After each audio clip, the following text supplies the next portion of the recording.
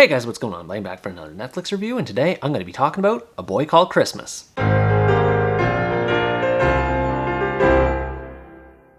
A Boy Called Christmas is a British family Christmas film that tells the story of the origin of Father Christmas. It starts with an ordinary family in modern-day London not being in the mood to celebrate Christmas on account of the death of the children's mother, and the father leaves on a work call on Christmas Eve while an aunt stays to babysit them. From there, the aunt tells the children about a boy named Nikolas who lived long ago in the forests of Finland, whose mother had also passed away and was now living with just his father, who was suddenly called on an expedition to search for the elven city of Elfheim, and this prompts Nikolas to follow in his father's footsteps to find the city too. It's interesting how many different kinds of Santa Claus related stories there are in movies, but I think this was the first one I'd seen that didn't mention Santa Claus at any point throughout the movie. More importantly, this is an origin story that's based on folklore, so we get a much more fantastical interpretation on how Father Christmas came to be. And what a joy this movie ended up being to watch. I went in with low expectations, as I usually tend to do with Christmas movies in general, but it blew me away just in terms of the creativity behind it, starting with the main character. Nikolas is a simple protagonist at first glance. He grew up in poverty with little in the way of toys outside of a doll that he carved out of a rotten turnip, and is attached to the hip when it comes to spending time with his father.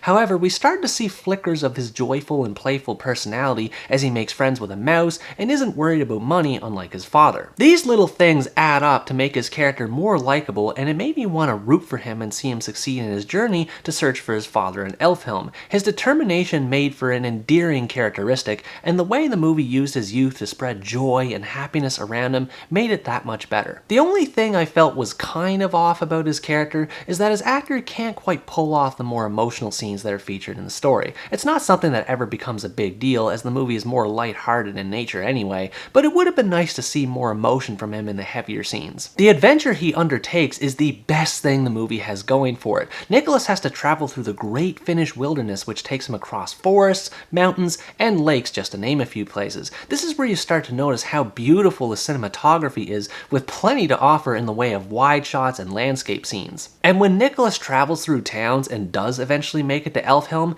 things get way more colorful. The imagination that went into the sets and decor needs to get an Academy Award for Best Production Design. Seriously, it's that good. Everything about the visual aesthetics in Elfhelm is spot on. The costumes, the makeup, the special effects pertaining to elven magic, it all blends beautifully with the folklore of it all to give the fantasy vibe that this movie needed to make Nikolas's quest stand out more. Sadly, there's not much in the way of other notable characters. There are some sidekicks that tag along with Nikolas, like a mouse named Mika who suddenly gains the ability to talk, and if I'm being honest, he was a bit of a mixed bag for me. On one hand, I like that he was there to be some sort of comedic relief to keep the atmosphere light and entertaining, but on the other hand, most of his jokes were hit or miss. He keeps talking about how obsessed he is with cheese despite never having seen cheese before, and the joke never pays off in the way it should. The elves prove to be more memorable as characters, even if they are mostly nameless. Seeing their culture and way of life and celebrating the joy of Christmas, which hadn't been celebrated by humans at the time as far as I could recall,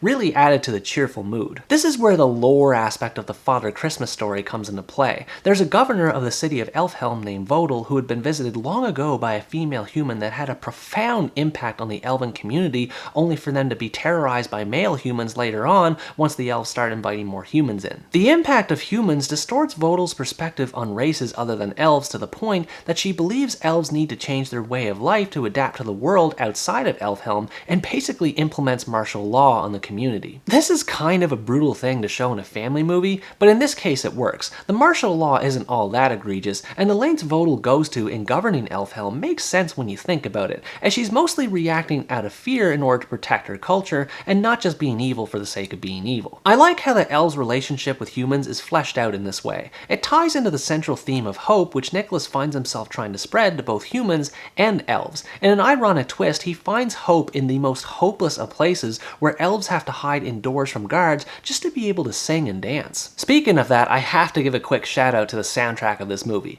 It is so good. It has the perfect level of whimsy and grandiose flair to accompany a young boy's adventure in search search of Elfhelm, and especially when he does find it and starts partaking in celebrations with characters around him. Taking all of this into consideration, I think telling Nikolas's story as an actual story was a good thing in the long run. Maggie Smith's narration adds even more nuance to the narrative. It really feels like someone is reading a storybook to you, which is fitting for a tale like The Origin of Father Christmas. I would have preferred, though, if the movie just focused on her occasional narrations and didn't keep cutting back and forth between Nikolas and the kids in modern-day London. It interrupts the flow of Nikolas's story, and the kids just don't have anything interesting to say or do. I also think that tying their mother's death to that of Nikolas's mother's death was a bit on the nose. It's never explained as to what actually happened to either mother in the movie, so using their deaths to force an emotional connection to characters in this way was kind of cheap. It's a bit better with Nikolas in this regard because we get to learn more about his mother over the course of the story and the kind of impact that she had on people's lives.